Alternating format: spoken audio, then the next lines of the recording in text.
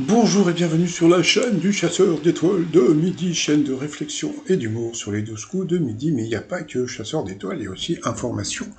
Et oui, information sur la maîtresse de midi, alors bon, si vous aimez ou pas la maîtresse de midi, j'ai des infos toutes chaudes, hein, comme dirait l'autre, hein, j'ai eu le message hier. Alors comme vous pouvez voir, en ce moment il y a des tournages, d'accord, vous voyez, regardez, 24 mai, il y a même demain, puis après, vous avez de la place si vous voulez participer au mois de juin, vous voyez, vous pouvez téléphoner pour réserver, pour aller voir éventuellement Jean-Luc Reichmann dans les 12 coups de midi. Alors avant toute chose, si vous voulez des infos, il faut s'abonner. Vous voyez, regardez en bas à droite, vous avez un sabot et un nez, c'est pour s'abonner. Qu'est-ce qu'il est drôle, oh là là là. Bon, hier, j'ai reçu un message sur mon adresse étoile-de-midi-outlook.fr au sujet de l'avenir de la maîtresse de midi, et son avenir est un peu sombre. Et oui, et pourquoi? Parce qu'elle a été éliminée. Qu'est-ce qu'il a dit? Elle a été éliminée. Eh oui, ça y est, c'est sûr maintenant, elle a été éliminée. Alors ça va se faire au mois de juillet. Donc là, il faut savoir qu'on ne nous sommes que même pas fin mai. Hein, donc voilà, donc au mois de juillet, j'ai à peu près les dates, etc. Mais bon, j'attends des précisions.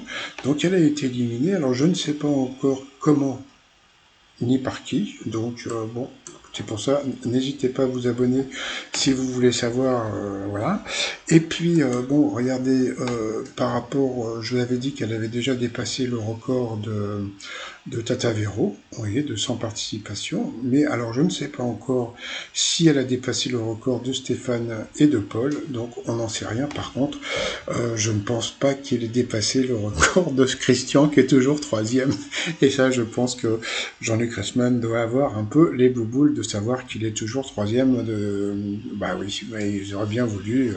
Mais bon, c'est pas grave. Alors, je ne sais pas si cette photo est une photo qui a été prise le jour où la maîtresse de midi est venue chercher son chèque. Hein, donc voilà, on peut la voir avec toute la famille.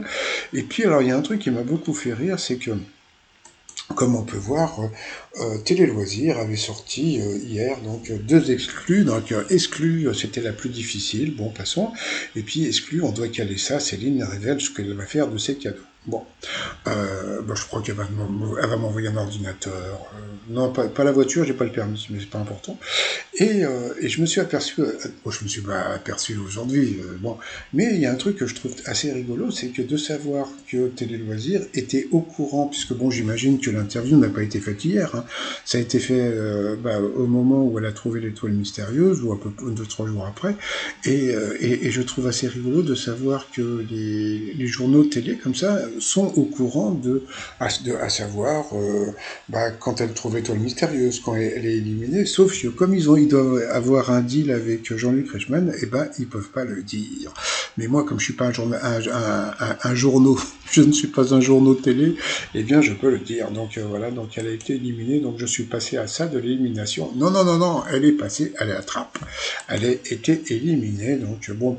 Mais alors pour les fans de Céline, bon, elle sera là encore là jusqu'au mois de juillet, et puis voilà quoi, c'est tout. Et puis j'ai même le nom de la prochaine. Non, non, pas celle-là, celle d'après encore. L'étoile mystérieuse. Allez, je vous dis à plus, bye bye.